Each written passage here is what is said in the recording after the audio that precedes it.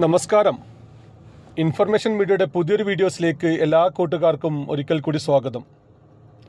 ആധാർ കാർഡുമായി ബന്ധപ്പെട്ട വളരെ സുപ്രധാനമായിട്ടുള്ള അറിയിപ്പുമായിട്ടാണ് information videos വന്നിട്ടുള്ളത്.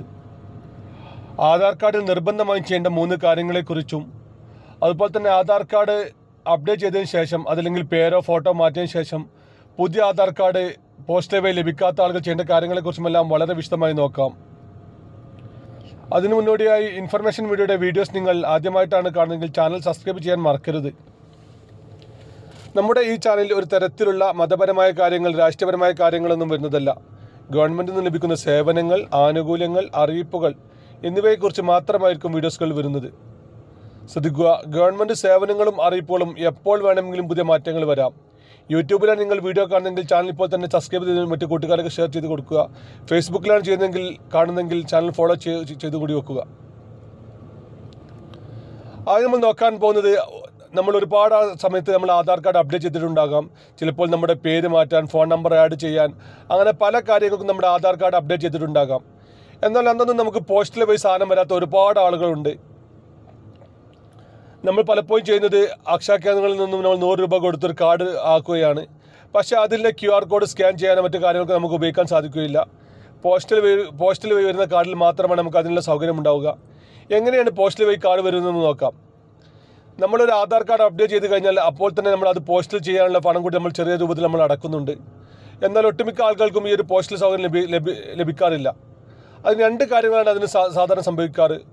ഒന്ന്, നമുക്കറിയാം, നമ്മുടെ പോസ്റ്റ് ഓഫീസിൽ ചിലപ്പോൾ പോസ്റ്റ്മാൻ ചിലപ്പോൾ ഉണ്ടായിരിക്കുകയില്ല, അല്ലെങ്കിൽ അത് അങ്ങനെ പ്രശ്നം കൊണ്ട് സംഭവിക്കാം. അതില്ലെങ്കിൽ ഒരുപാട് ആളുടെ ആധാർ കാർഡുകൾ ഇപ്പോൾ പല പോസ്റ്റ് ഓഫീസിലും കെട്ടിക്കിടക്കുന്നുണ്ട്. കാരണം അതൊരു രജിസ്റ്റേർഡ് പോസ്റ്റ് അല്ലാത്തത് കൊണ്ട് തന്നെ അത് അവിടെ കെട്ടിക്കിടന്നാലും ആരും ശ്രദ്ധിക്കുകയില്ല. ചിലപ്പോൾ നിങ്ങളുടെ ആധാർ കാർഡ് അവിടെ പോസ്റ്റ് ഓഫീസിൽ ചിലപ്പോൾ കെട്ടിക്കിടക്കുന്നുണ്ടാകാം. നമ്മൾ കഴിഞ്ഞ 2 ദിവസം മുമ്പ് നമ്മളൊരു പോസ്റ്റ് ഓഫീസുമായി ബന്ധപ്പെട്ട സമയത്ത് അവിടെ ഒരുപാട് ആധാറുകൾ അങ്ങനെ കെട്ടിക്കിടക്കും നമ്മൾ ശ്രദ്ധയിൽപ്പെട്ടു. അതുകൊണ്ടാണ് നമ്മൾ ഇങ്ങനെ ഒരു വീഡിയോ ചെയ്യുന്നത്.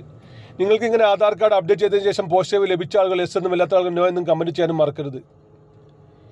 ഇനി അങ്ങനെ പോസ്റ്റിൽ നിങ്ങളുടെ പോസ്റ്റ് ഓഫീസുമായി ബന്ധപ്പെട്ടിട്ടും അവിടെ കാർഡില്ലെങ്കിൽ നിങ്ങൾക്ക് വീണ്ടും ഒരു ചെറിയ സംഖ്യ അടച്ച്, ഒരു 50-100 രൂപ അടച്ച് നിങ്ങൾക്ക് വീണ്ടും പോസ്റ്റൽ ഡിപ്പാർട്ട്മെൻറ്റിനോട് കാർഡ് ആവശ്യപ്പെടാം.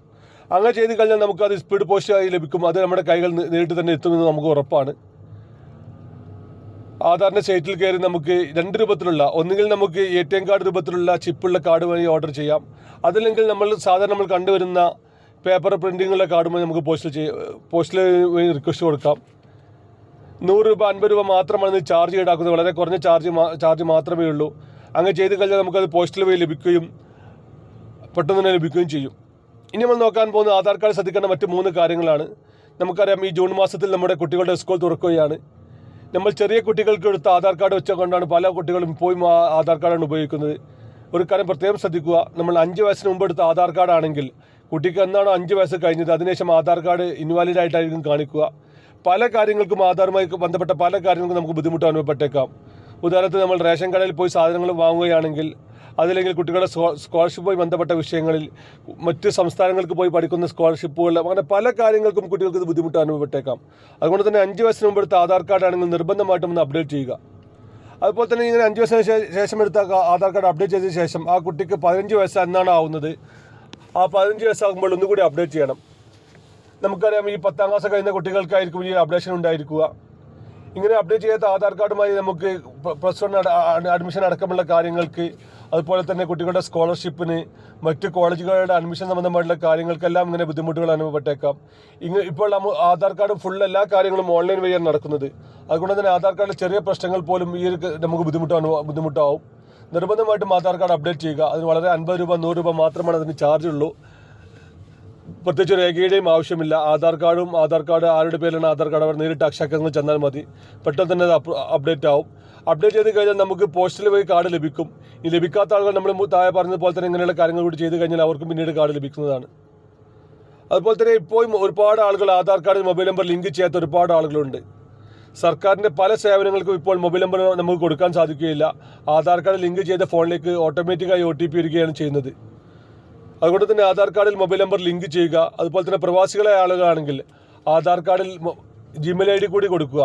എന്നാൽ നമുക്ക് ലോകത്ത് എവിടെയായാലും നമ്മുടെ ആധാർ കാർഡുമായി ബന്ധപ്പെട്ട കാര്യങ്ങൾ നമുക്ക് മെയിൽ ID കൂടി OTP വരുന്നതാണ്. OTP മറ്റു കാര്യങ്ങൾ നമ്മുടെ ആധാർ കാർഡ് ആരെങ്കിലും ദുരുപയോഗം ചെയ്യുകയാണെങ്കിൽ ആധാർ കാർഡ് ഫിംഗർ പ്രിൻറ്റ് കൊടുക്കുകയാണെങ്കിൽ അങ്ങനെ പല കാര്യങ്ങളും നമുക്ക് വാർണിംഗ് മെസ്സേജ് മെയിലിലേക്ക് വരുന്നതാണ്. വീഡിയോ ഇഷ്ടപ്പെട്ടെന്ന് കരുതുന്നു. ഇതുപോലത്തെ ചെറിയ ചെറിയ ഇൻഫർമേഷൻ വീഡിയോകൾക്ക് ഇപ്പോൾ തന്നെ ചാനൽ സബ്സ്ക്രൈബ് ചെയ്തിട്ട് കൂട്ടുകാരിലേക്ക് ഷെയർ ചെയ്ത് കൊടുക്കുക. ഇനി നമുക്കൊരു പുതിയ വീഡിയോസുമായി കാണാം. അതുവരേക്കും എല്ലാ കൂട്ടുകാർക്കും നന്ദി, നമസ്കാരം.